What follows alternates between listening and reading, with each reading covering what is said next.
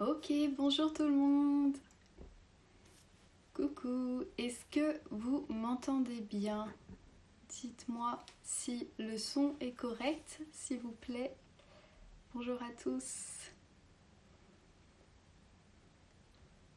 Ouais, ok, ça a l'air d'être bon, super. Bonjour tout le monde, je suis contente de vous voir ce soir. Merci d'être là. Alors du coup, aujourd'hui, c'est un live questions-réponses. Ok, donc je vous avais demandé en story des questions à me poser sur tous les sujets, sur le français, sur ma vie, sur plein de choses. Donc j'ai préparé ça et donc je vais répondre aux questions que j'ai déjà eues et après vous pourrez me poser vos questions. Donc à la fin du live, si vous avez des questions qui viennent comme ça, donc utilisez, il y a un petit bouton questions comme ça les sauvegarde. Ok, c'est parti, je vois qu'il y a déjà beaucoup de monde. Merci d'être là. Merci pour vos petits messages. Ok, bonjour. Et on va du coup commencer donc par la première question. Alors, la première question, très intéressante comme question. Est-ce que le français est la langue romane la plus difficile? Donc, c'est une question intéressante. J'aurais pas une réponse qui va plaire à tout le monde parce que c'est très subjectif en fait. Ok, donc ça va dépendre en fait de votre langue maternelle déjà. Forcément, quelqu'un pour qui la langue maternelle est le japonais, qui n'a jamais appris une langue romane, forcément le français va être assez difficile. Par contre, pour une personne qui peut, par exemple, est espagnol ou italien, le français va être plus accessible, plus facile. Ok, donc c'est très subjectif au niveau de si la langue française est difficile. Mais il faut savoir, donc j'ai fait des petites recherches et la langue française de ce qui est dit, la plus difficile, il ne faut pas l'oublier, c'est le roumain. J'ai regardé un peu et le roumain est une langue romane mais qui ne ressemble pas du tout à une langue romane. Et d'après plusieurs témoignages, c'est une des langues, une des langues romanes les plus difficiles à apprendre, même si c'est vrai, le français reste quand même une langue difficile. Et ça a été le but un peu de la langue française. L'Académie française, au XIIIe siècle, quand elle a été créée, a fait exprès de rendre le français difficile pour que ça soit une langue pas accessible à tout le monde. Voilà, donc oui, la langue française est très difficile. Après, voilà, c'est subjectif. J'en vois qui disent que l'espagnol est plus difficile, que c'est le français. Bon, souvent on dit que le français et l'espagnol sont les langues les plus difficiles, mais il y a aussi le roumain qui est une langue romane très difficile. Voilà. Deuxième question. Alors, on m'a demandé si j'aimais le groupe de musique Queen et selon moi, quelle est la plus belle chanson de ce groupe? J'adore le groupe Queen, c'est mon groupe préféré de musique. J'adore. Et la plus belle chanson pour moi de Queen, c'est un peu difficile de choisir, mais je pense que c'est la chanson Save Me. Donc c'est pas la chanson la plus connue du groupe, mais je trouve que c'est une très belle chanson et c'est celle-là qui me procure le plus d'émotions. Voilà. Alors, autre question. Qu'est-ce que j'ai fait comme études et quel est mon parcours? Donc, en études, donc j'ai eu un bac littéraire, option mathématiques et littérature anglaise. Voilà. Après, je savais pas du tout ce que je voulais faire. J'étais un peu comme tous les jeunes, un peu perdue. Je savais pas trop vers quoi me diriger. Donc je voulais travailler en tout cas avec les langues, ça c'était sûr. Donc je me suis dirigée dans le commerce pour faire du commerce international, pour avoir l'opportunité de pratiquer, parler plein de langues. Donc j'ai fait 3 ans d'études de commerce. J'avais bien aimé, c'était sympa. Mais quand j'ai eu ma première expérience professionnelle, j'ai détesté. J'ai détesté le commerce et je trouvais que c'était pas du tout fait pour moi. et je comprenais pas pourquoi j'avais adoré les études, mais pas le travail, pas le côté professionnel. Donc je me suis dit peut-être qu'en fait, je me suis rendu compte que j'adorais étudier, que j'adorais aller à l'école. Et je me suis dit, bah, pourquoi pas le métier de professeur. Et donc je me suis dirigée vers les études de FLE. Donc j'ai fait un master en FLE, master FLE FOS. Oui, FLE FOS. Donc c'est français langue étrangère, français langue seconde, français professionnel, enfin un peu de tout. Donc j'ai fait 2 ans. Et voilà, après j'ai obtenu mon diplôme et après j'ai commencé à travailler à l'école européenne de Bruxelles avec des enfants. Ensuite j'ai travaillé à l'Alliance française de Bruxelles et dans plusieurs écoles de langue à Bruxelles. Et depuis, on va dire, depuis officiellement le mois de mars, je suis professeure de français en ligne et j'enseigne maintenant à 100% en ligne avec mes étudiants à moi, que je salue s'ils me regardent. Et également, je travaille aussi avec d'autres écoles de langue. Mais principalement, je travaille donc avec mon site Olala French Course, qui est le site que j'ai créé, et un peu avec d'autres écoles de langue. Voilà pour cette question. Autre question, combien de temps il faut pour apprendre le français ? Là aussi, ma réponse ne va pas vous plaire parce que c'est très subjectif. Est-ce que ça va dépendre de votre travail ? Si vous travaillez tous les jours, une fois par semaine, une fois par mois, si vous viviez dans un pays francophone, si vous apprenez seul, si vous apprenez avec un prof, c'est très subjectif. Donc, je ne peux pas vous apporter une réponse concrète. On dit qu'en général, avec un travail régulier, que pour chaque niveau, il faut à peu près 30 heures de cours, même si honnêtement, je ne trouve pas ça très réaliste parce que ça dépend beaucoup des personnes, beaucoup de l'âge, beaucoup de la personnalité, beaucoup de la langue maternelle, beaucoup de choses, donc c'est très très très subjectif. En tout cas, moi ce que je vous conseille, c'est d'avoir chaque jour au moins un tout petit moment en français, même si c'est 10 minutes, regarder une série, lire un article, écouter une chanson, n'importe quoi, mais au moins chaque jour un petit peu de français. Et voilà, petit à petit vous allez voir que vous allez progresser. Meilleur moyen, c'est de pratiquer. Donc si vous avez l'opportunité de parler avec des Français, ça c'est génial. Alors, question suivante. Comment puis-je avoir un niveau soutenu en français ? Alors je pense que la personne demande d'avoir un niveau en français, d'avoir un langage soutenu en français. J'imagine que c'était sa question. Alors ce que je conseille pour avoir un niveau soutenu, c'est pas la chose la plus simple parce que quand on parle en français, on parle d'un niveau assez courant, assez familier, voire formel dans certains milieux. Donc pour avoir un langage un peu soutenu en français, je vous conseille de lire beaucoup de livres, de lire beaucoup de littérature française, tous les classiques français, donc Victor Hugo, bon, Zola c'est un peu difficile, mais moi, Victor Hugo, Voltaire, des choses comme ça, enfin des livres, des classiques où là le français dedans est très soutenu. Et pour vous dire, j'ai un ami qui est anglais et qui a appris le français principalement en lisant la littérature française. Et maintenant, il s'exprime dans un français très soutenu. Donc, je trouve que c'est une bonne astuce parce que c'est, je pense, les ressources où vous allez le plus trouver de français soutenu. Parce que si vous parlez avec des Français, la plupart ont un langage très familier, très oralier, comme on dit. Donc voilà. Alors, une autre question, une question un peu de grammaire. Donc, comment identifier le COD et le COI ? Alors, le COD, déjà, c'est le complément d'objet direct et le COI, c'est le complément d'objet indirect. Ok ? Et ils sont utiles pour savoir, pour utiliser des pronoms, pour parfois conjuguer un verbe. Ils sont très utiles. Alors, pour trouver le COD, Donc on trouve le COD en répondant à la question quoi ou qui.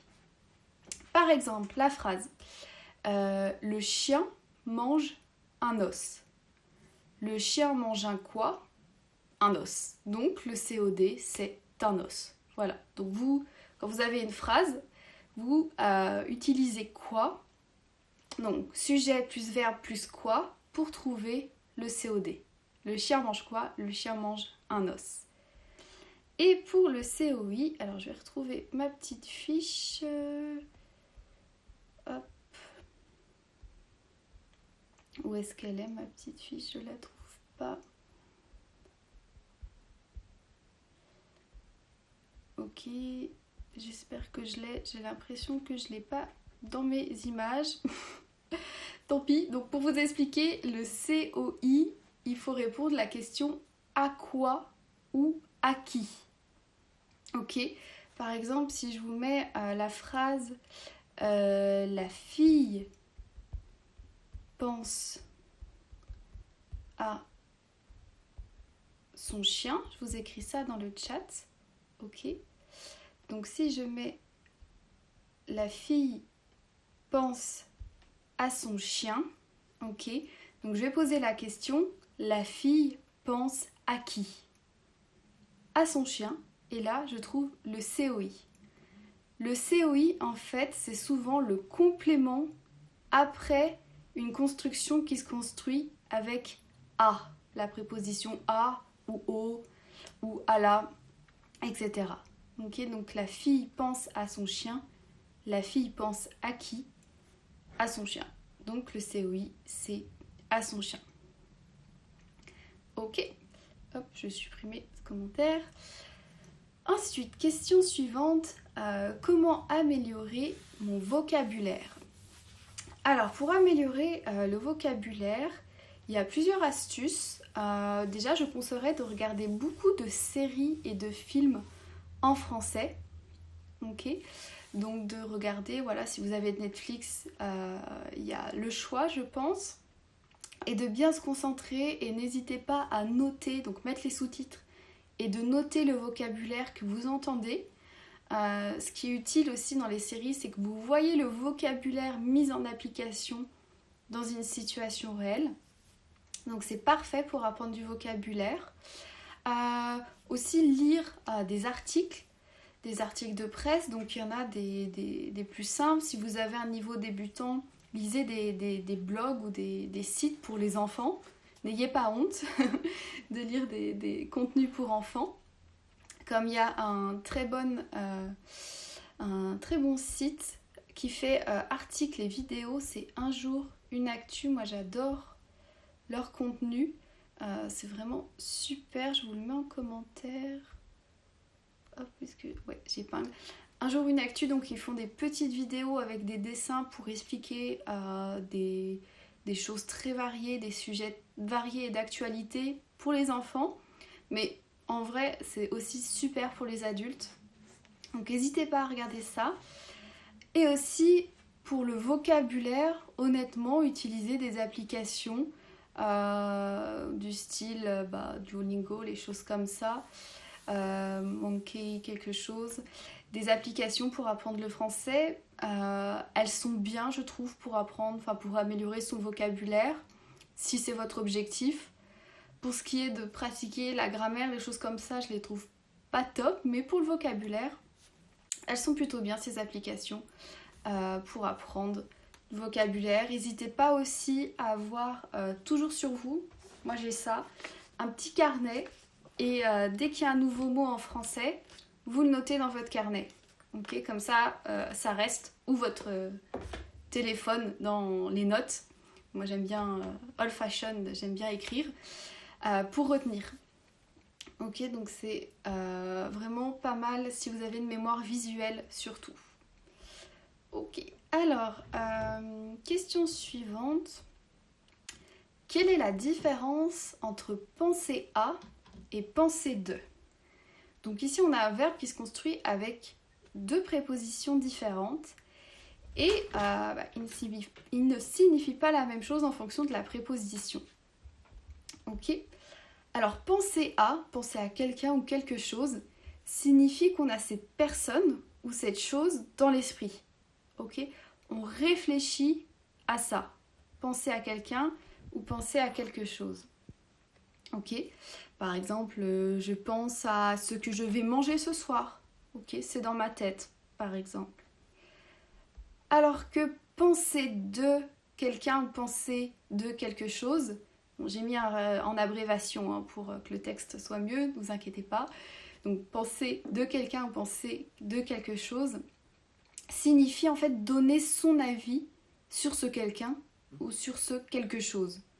Ok, par exemple, si vous me dites qu'est-ce que tu penses de mon ami, qu'est-ce que tu penses de mon avis, bah, je vais vous donner mon avis sur cet ami. Ok? Ou par exemple, qu'est-ce que tu penses d'apprendre le français avec des applications? Si vous me posez cette question, je vais vous donner mon avis. D'accord? Donc penser à quelqu'un, on a cette personne en tête.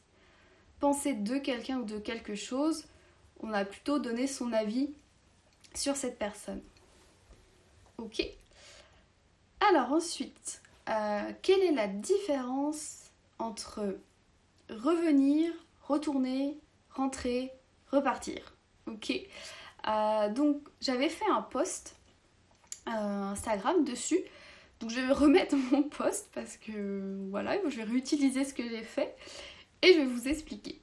Donc revenir en fait signifie aller quelque part, puis aller de nouveau à son point de départ. Ok? Donc en fait, par exemple, si je dis je suis à la maison et je dis je reviens, je vais à la boulangerie. Donc ça veut dire que je pars de chez moi pour aller à la boulangerie et pour revenir.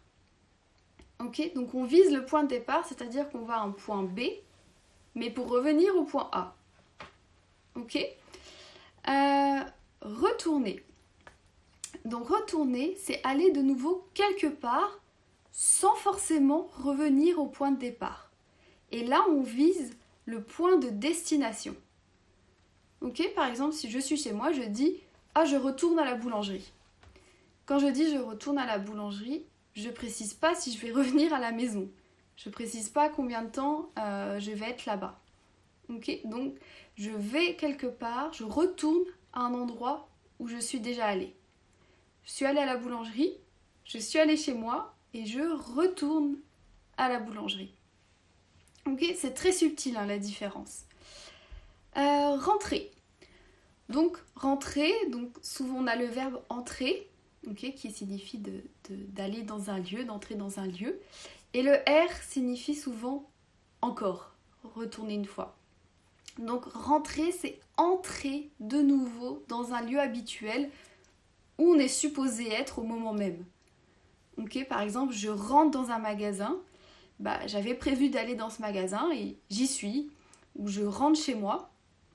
Donc c'est-à-dire que j'ai fini, fini mes affaires à l'extérieur et que je rentre au lieu où je suis censée être.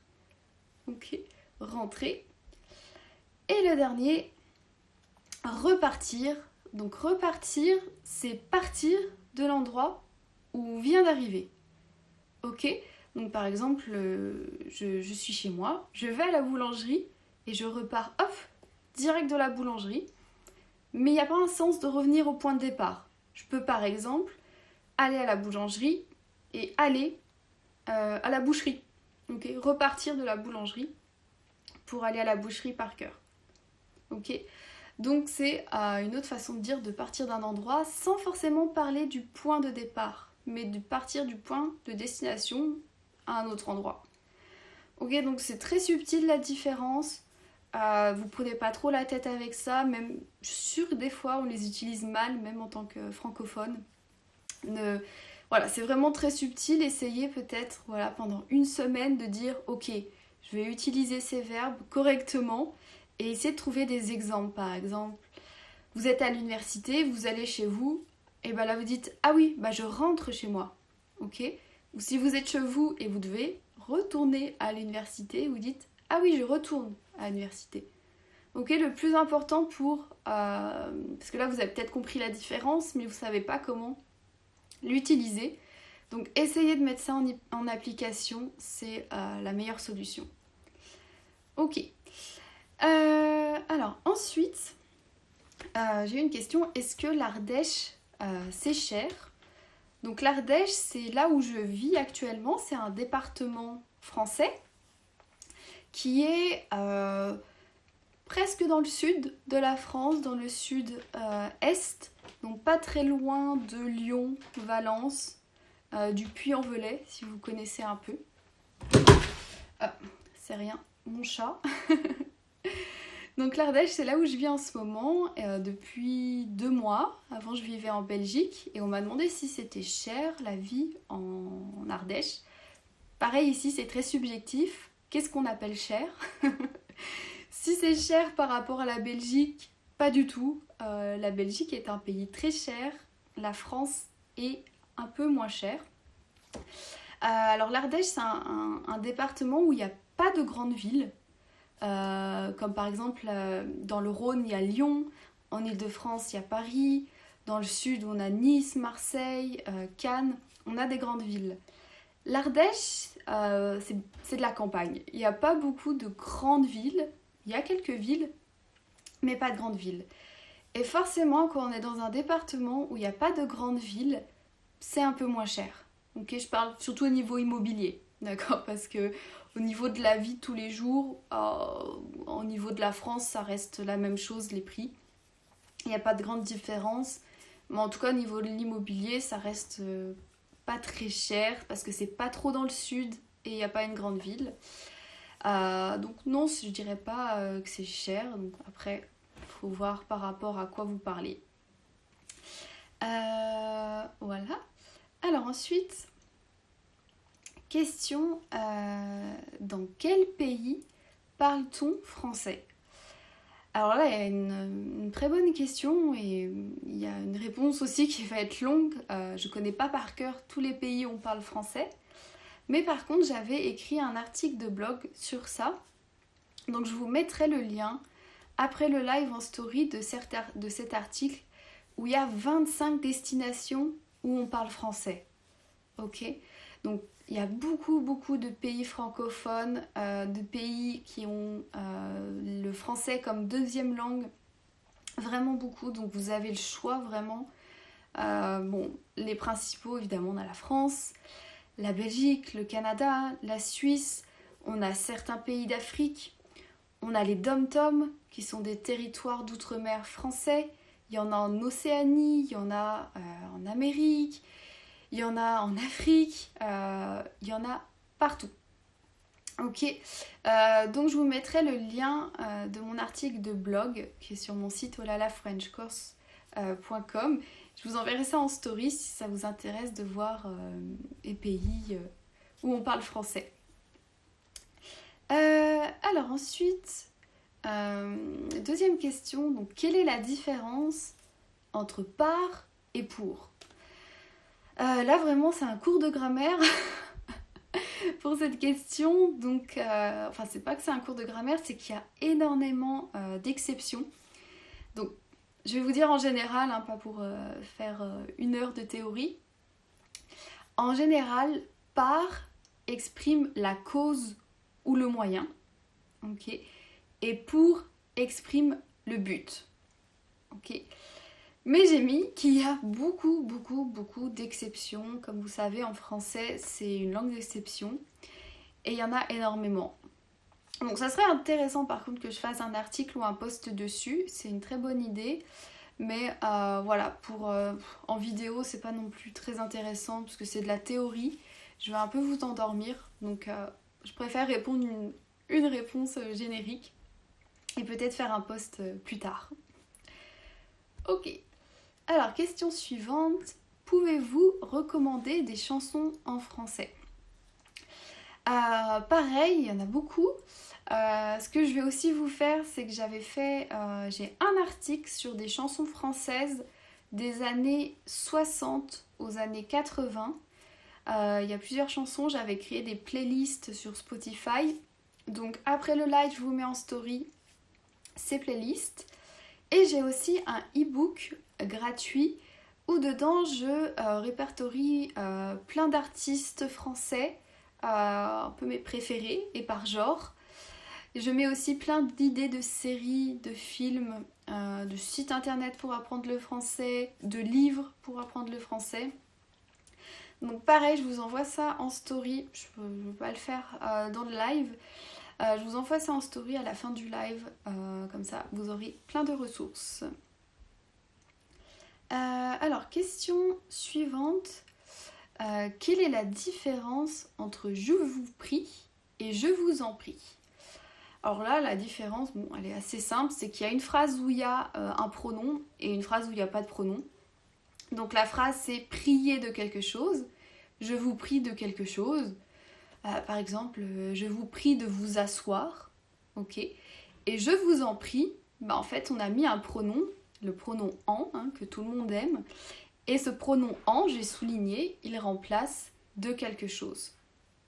Ok, donc tout simplement, la différence, c'est que on a le pronom qui remplace ce qu'il veut dire. Alors forcément, pour savoir ce que le pronom remplace, il faut connaître le contexte. Ok? Je vous prie de vous asseoir, je vous en prie de vous asseoir.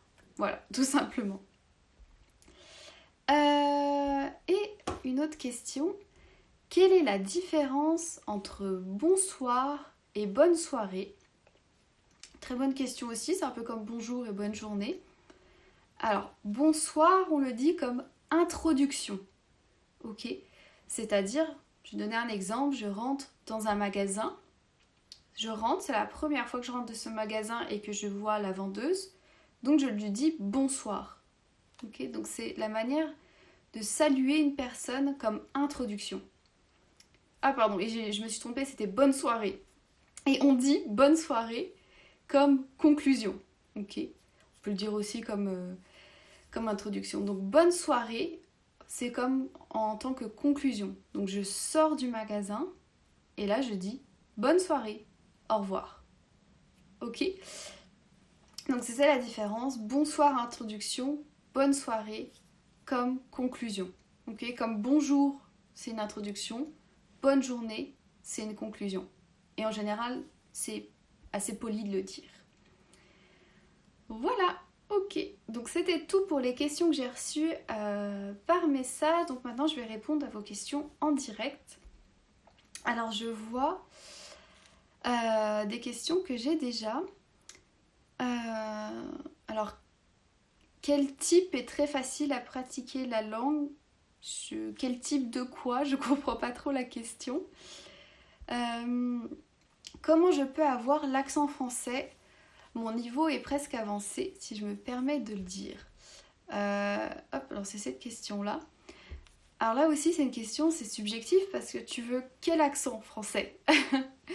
Parce qu'en France, on a différents accents. On a l'accent du Nord, on a l'accent du Sud-Ouest, du Sud-Est, l'accent d'Ardèche par exemple, l'accent de Bretagne, l'accent de Belgique, l'accent du Canada, l'accent africain. En fait, voilà, en France, dans les pays francophones, on a plein d'accents. Donc, moi, je pense que, c'est mon avis, mais que l'accent n'est pas important. Mais ce qui est important, c'est la prononciation. Okay? Pour vous faire comprendre, c'est pas votre accent qui va être important, c'est vraiment la prononciation. Okay?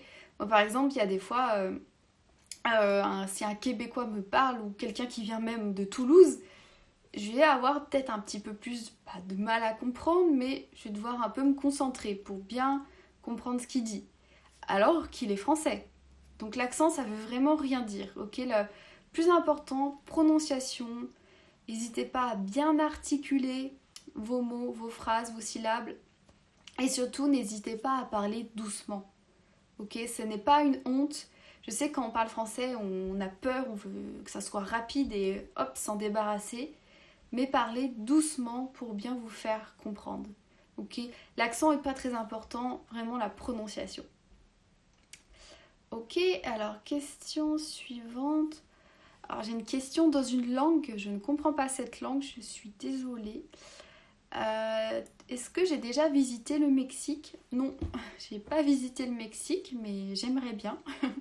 Un jour, sur le continent américain, je suis allée qu'au Canada. Je suis jamais allée aux États-Unis ou en Amérique du Sud, mais j'aimerais bien, pourquoi pas. Les plages ont l'air magnifiques là-bas. Alors ensuite, quelle est la différence entre deux verbes passé impératif et passé composé? Alors passé impératif, ça n'existe pas. L'impératif existe, le passé aussi, mais pas le passé impératif. Je pense que vous voulez dire l'imparfait. Donc j'imagine que c'est quelle est la différence entre l'imparfait et le passé composé. Alors l'imparfait, c'est un temps de contexte. Alors tous les deux, ce sont des temps du passé. L'imparfait, c'est un temps de contexte, d'état d'esprit, d'environnement. On utilise l'imparfait pour placer le décor. Ok ? Par exemple, si je raconte une histoire, il faisait beau ce jour-là, il y avait du soleil, je me sentais bien, j'étais heureuse. J'utilise l'imparfait. Je place le décor de mon histoire. Ok ? Le passé composé, lui, c'est un passé, un temps d'action. Okay. On utilise le passé composé quand il y a une action qui va un peu casser notre décor, qui va un peu le perturber. Ok ? Donc si je reprends mon histoire, il faisait beau, je me sentais bien, j'étais heureuse, quand tout d'un coup, il s'est mis à pleuvoir, je suis tombée et j'ai dû rentrer chez moi. Ok, donc là j'avais mon décor, mon environnement, et le passé composé, lui est venu un peu bouleverser mon environnement et est venu aussi mettre en place des actions. C'est vraiment des actions. Ok, donc oui, je vois l'imparfait est un temps de description par excellence. Tout à fait, oui. Si vous voulez voir de la description, lisez les livres d'Émile Zola pour voir ce que c'est la différence entre description et action. C'est vraiment un spécialiste de ça. Alors, d'autres questions.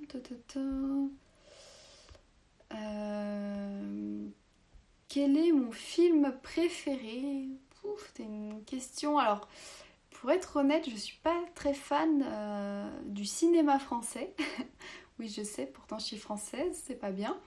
Je préfère le cinéma américain ou anglais. Et mon film préféré, je suis plus série que film déjà, mais un film que j'adore, c'est un film. Bon, c'est quand même un film d'un réalisateur français, un film de Quentin Tarantino. C'est Django Unchained.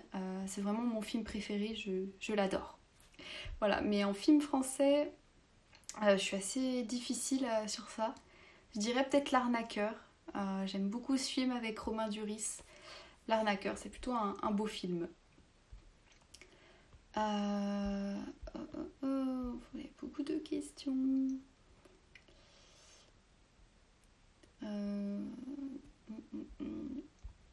Alors, salut Manon, j'étudie le français depuis longtemps. Je voudrais être plus fluide et parler plus vite. Alors, j'ai pas la fin du message. Plus vite dans ma production orale.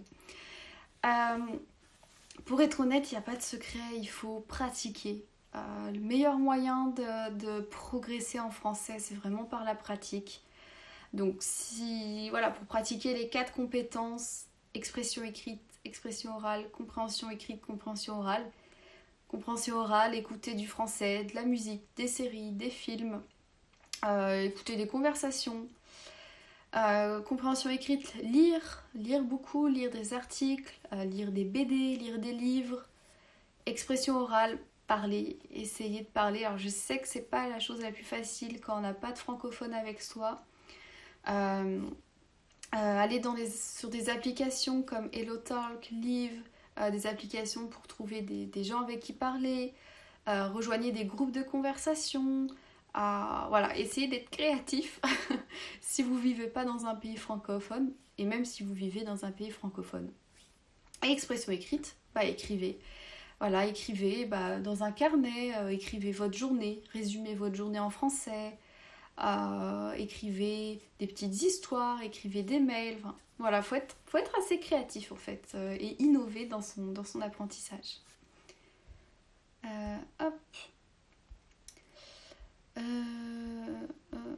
Je regarde vos questions. Alors si je vis en Italie ou si je suis jamais allée en Italie, j'adorerais aller en Italie. J'ai pas encore eu l'occasion d'y aller, mais j'adorerais vraiment aller. comment se souvenir du genre des noms? Alors ça, mon pauvre ou ma pauvre, c'est la chose la plus difficile en français. Dans un autre live, il avait donné des astuces. Alors, les astuces vont vraiment... parce que ça, ça va être du par cœur. Hein. Ça va être de la mémoire. Parce qu'il n'y a aucune règle de français qui est logique et qui va vous aider. Enfin, il y en a quelques-unes, mais il y a tellement d'exceptions que ça ne va pas vraiment être utile. Donc, plusieurs choses pour se souvenir de genre des noms. Dès que vous apprenez un nouveau mot en français, un nom, retenez bien. Alors déjà, cherchez si vous ne connaissez pas son genre, si c'est masculin ou féminin. Prenez, alors, ouais, je suis old school, mais vous pouvez prendre un carnet ou les notes de votre téléphone ou un document Word et d'écrire en rose, donc les noms sans être sexiste, hein, en rose les noms féminins et en bleu les noms masculins. Et de temps en temps, essayez, je sais pas, quand vous êtes aux toilettes ou dans le bus, lisez vos notes, essayez de retenir, de lire à voix haute, par exemple une cerise, un cerisier, une tasse. Voilà, essayez de consulter un peu votre carnet de notes et de faire un code couleur, surtout si vous avez une mémoire visuelle, pour retenir masculin-féminin. Autre astuce, c'est d'avoir, alors là ça serait peut-être plus, soit si vous imprimez, soit dans vos notes, une photo d'une femme, d'une figure féminine, ça peut être la reine d'Angleterre par exemple, et une photo d'une figure masculine. Okay, par exemple, je sais pas, le président de la France, elle est Emmanuel Macron. Et dès que vous apprenez un nouveau mot, pareil, vous recherchez si c'est masculin ou féminin. Par exemple, une tasse. Ok, une tasse c'est féminin, donc je vais écrire sous la photo de la reine d'Angleterre une tasse. Et pour retenir, je vais essayer d'imaginer la reine d'Angleterre en train de boire, du thé dans une tasse. Ok, ça c'est pour la mémoire qu'on appelle kinésique. Ok, pour apprendre, pour retenir quelque chose d'une façon kinésique. Le premier c'était mémoire visuelle et la dernière méthode, donc c'est la mémoire auditive. Donc pour les personnes qui apprennent, qui retiennent grâce au son, grâce à l'audio. Là, ce que vous pouvez faire, c'est donc enregistrer. Vous pouvez trouver sur internet des voix d'hommes ou de femmes et leur faire prononcer des mots. Okay, un peu comme la voix sur Google Translate. Donc vous faites prononcer à un homme les mots masculins et vous faites prononcer à une femme les mots féminins. Okay, et de temps en temps, vous écoutez cette liste quand vous faites du sport, quand vous êtes dans le bus. Et si vous avez une mémoire auditive, vous allez mieux retenir les noms masculins et féminins. Ok, mais sinon, il n'y a pas une recette miracle non plus. Par la pratique également, vous allez mieux retenir tout ça. Ok, alors question suivante. Hop.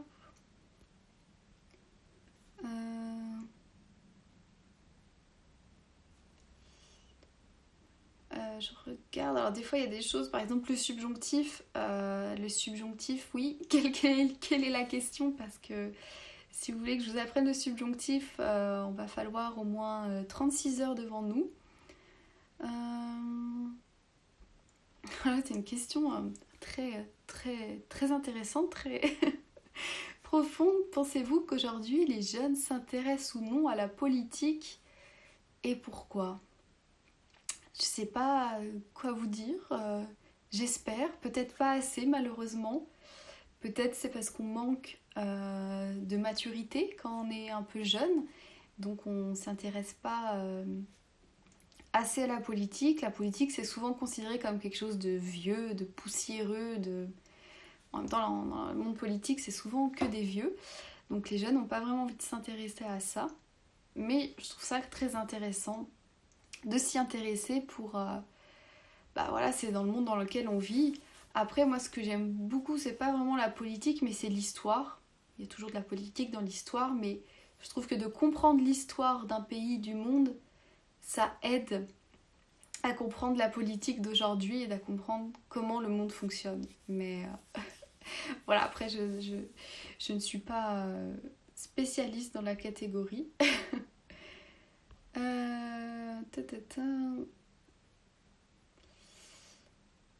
Ok, alors je vais regarder dans les questions dans le chat.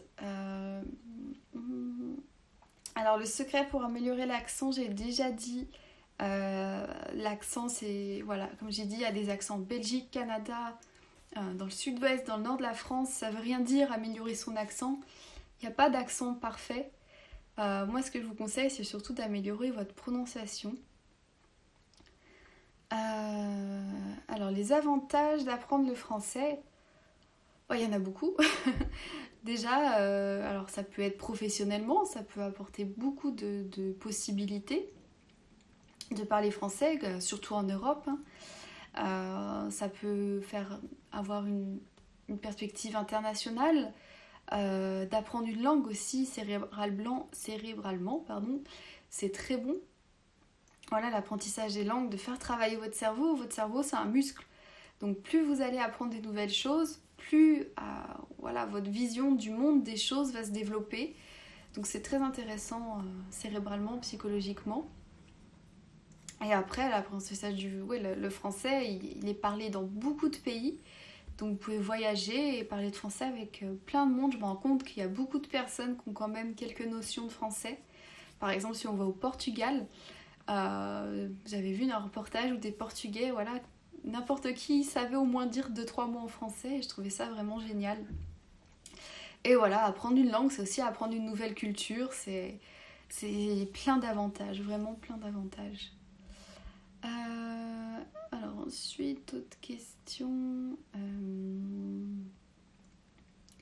Je vais regarder si j'en ai là. Pouf, pouf.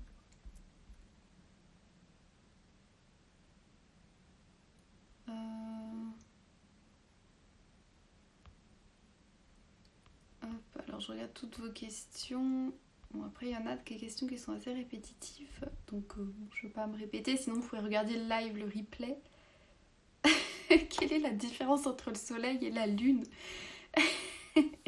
Je ne suis pas... je ne sais pas vraiment si la question à poser à un prof de français, mais le soleil est une étoile et la lune est un satellite. Voilà. Je crois que... Quelle est la différence entre la lune et moi? Ah, quelle est la différence entre an et année? Ça, c'est une très bonne question. J'avais prévu de faire un post dessus. Alors, il n'y a pas de différence à le même sens. Hein. Ça désigne un an, une année. La différence est dans l'utilisation. Donc, an, on va l'utiliser surtout avec des nombres. Ok? J'ai 1 an, j'ai 4 ans, j'ai 25 ans. Je viens ici tous les 3 ans, tous les 4 ans. Donc principalement, le mot an, on l'utilise avec des nombres. Année, lui, va beaucoup s'utiliser avec des adverbes ou des adjectifs. Ok, je serai là l'année prochaine. Il a fait beau toute l'année. Je vais te voir, je sais pas, dans quelques années, par exemple. Donc on va employer année avec plus des, si vous voulez, des mots, des noms, des adjectifs ou des adverbes, et des nombres cardinaux aussi. Donc les nombres cardinaux, c'est premier, deuxième, troisième. Ok, par exemple, j'ai fait ma première année au lycée, au collège. Ok. Il y a des exceptions, il y a certaines formules avec lesquelles on utilise les deux tous les ans, toutes les années, ça par exemple. Chaque année, on l'utilise. Donc je ferai un post un peu plus détaillé avec les exceptions, je ne les connais pas par cœur pour être honnête, pour vous montrer ça un peu plus en détail. Ok. Ok, je pense que bon, après il y a des questions auxquelles j'ai déjà répondu. Que pensez-vous de l'orthographe française? Elle est très difficile, l'orthographe française. C'est un casse-tête, même en tant que francophone, parfois. C'est parfois un casse-tête, elle n'est pas facile et je crois que je ne connais personne, même aucun Français, qui pourrait écrire peut-être un texte de 100 pages sans faire au moins une seule faute, c'est sûr. Ok, voilà. Et bah je crois que j'ai répondu à toutes les questions. Je regarde si il n'y en a pas d'autres. Hop.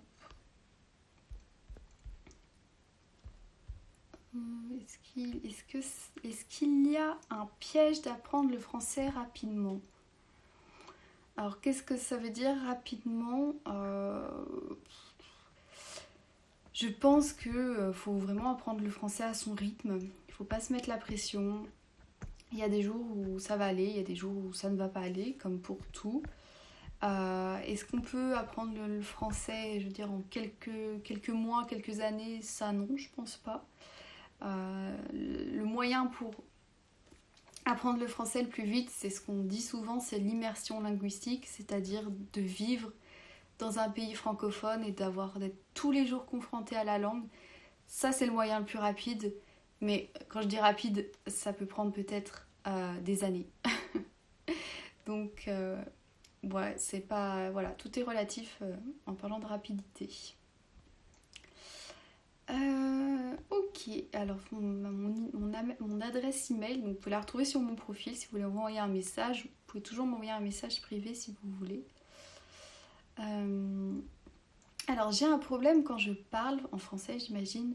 Je bloque, je n'arrive pas à parler couramment, donc je parle dans une autre langue en même temps. C'est souvent ce qui arrive. Là, c'est même pas un problème de langage, c'est certainement un problème de confiance, parce que c'est souvent la raison qui bloque en français. Ce que je vous conseillerais, c'est déjà de trouver une personne de confiance avec qui vous vous sentez à l'aise de parler, où vous n'avez pas peur de faire des erreurs, où vous savez que ça va bien se passer, et d'essayer de parler français avec elle un petit temps, voilà, pour vous mettre à l'aise, pour prendre confiance en vous. Et une fois, vous allez voir que vous allez vous sentir déjà plus à l'aise, un peu mieux, et essayez petit à petit de sortir de votre zone de confort et voilà, de tenter de parler à quelqu'un d'autre en français. Voilà, et même si ça se passe mal, bah, c'est pas grave, vous réessayez, mais ne faut pas se bloquer et se mettre la pression sur soi et d'après avoir des traumatismes. Voilà, c'est mental, c'est un déblocage.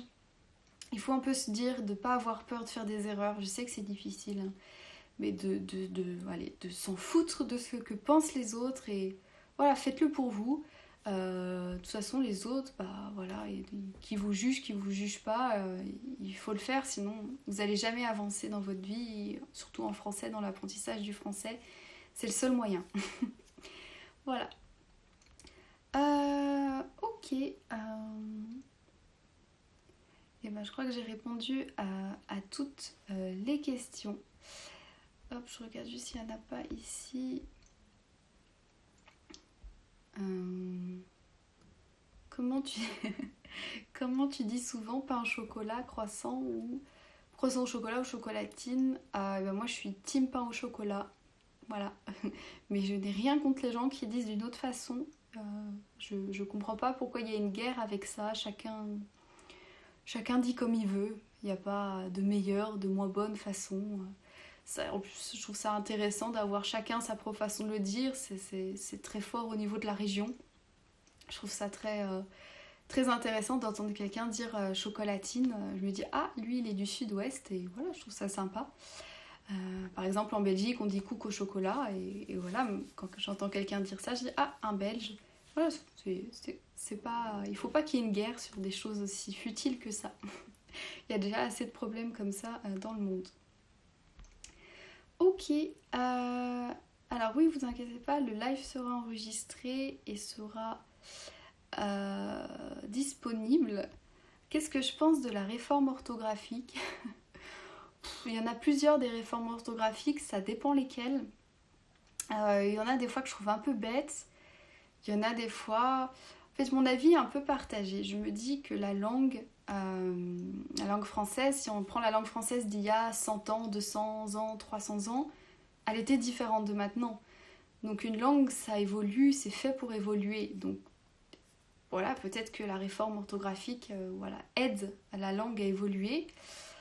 Mais Voilà, il faut que la réforme orthographique soit qu'elle ait du sens, pas juste, voilà, par exemple, les réformes pour faciliter quelque chose dans la langue française. Bon, ça, je suis pas trop d'accord parce que oui, la langue française est difficile, mais elle est comme ça et c'est comme ça qu'on l'aime. Si on change tout, la langue française va complètement être différente et il y aura plus cette, voilà, cette difficulté qui stimule, qui passionne. Donc, je suis un peu partagée sur la réforme orthographique. Ça dépend.